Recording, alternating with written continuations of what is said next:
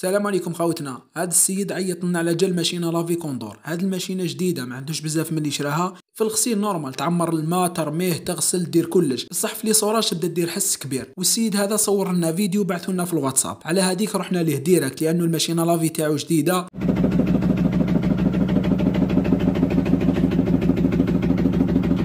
رحنا ليه نحينا له كامل لا فاصاد، والبروبليم صبناه في الفيكساسيون تاع الطنبور. هذوك الفيكساسيون تاع الطنبور ما كانوش مزيرين مليح، على هذيك زيرناهم مليح وعاودنا ردينا كل حاجه لبلاصتها وشعلنا الماشينه ودرناها له في لي صوراج، والماشينه الحس اللي كان فيها كامل راح.